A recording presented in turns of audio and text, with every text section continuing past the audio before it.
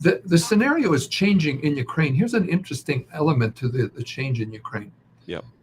Until now, the American emphasis has been on, that this is a threat to international security because it's the first time since World War II that a nation in Europe has invaded another nation.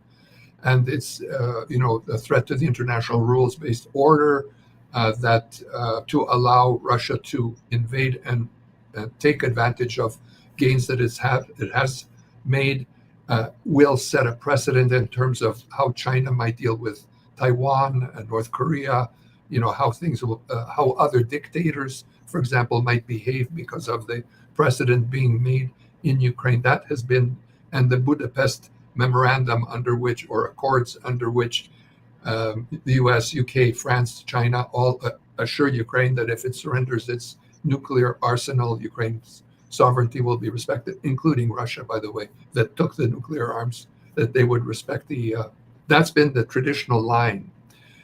An interesting thing that happened is that the president of Ukraine, Volodymyr Zelensky, seeing that Trump has come to power and on his own has come up with what he calls a peace plan, which changes the focus from what I just described to another focus. And the focus here is now that Ukraine is a jewel in terms of the resources that it has and that could be made available to the West. Indeed, it's calculated that within the Ukrainian boundaries, there is something like $27 trillion worth of very valuable resources, oil, minerals, of unique minerals that are needed for space travel and other, like cars and things of that nature. Crimea on its own, the oil and gas reserves that are around on the coast of Crimea are, I think, about $2 trillion. So the dynamic has become, be smart, America, Trump. You're a businessman. Take advantage of these resources that are at your disposal or could be at your disposal to develop them with your partners in Europe, and don't surrender them to China and Russia and allow them to take advantage of this huge cachet of resources. And so it's along that line that the discussions are going now. And there is some discussion about a potential peace meeting where they would discuss, what could be done.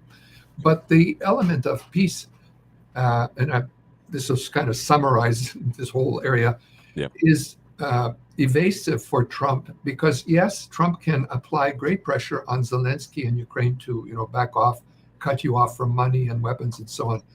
But his leverage when it comes to Putin is nowhere near as great. And you got to wonder, well, how is he going to bring Putin to the table? Putin, there's a debate going on what Putin wants in Ukraine.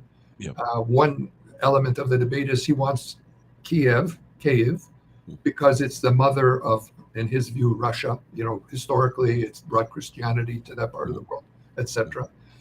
Or another view is, well, he doesn't care so much about Kiev. What he cares about is the passageway from what is now seized Ukrainian lands through to Odessa on the south and control over Crimea, as well as the eastern provinces of Ukraine. But either way, there's a territorial element to what does this guy want and what can be obtained in a peace deal where he gets territory in exchange for, again, agreeing that the rest of the territory is going to be protected by securities.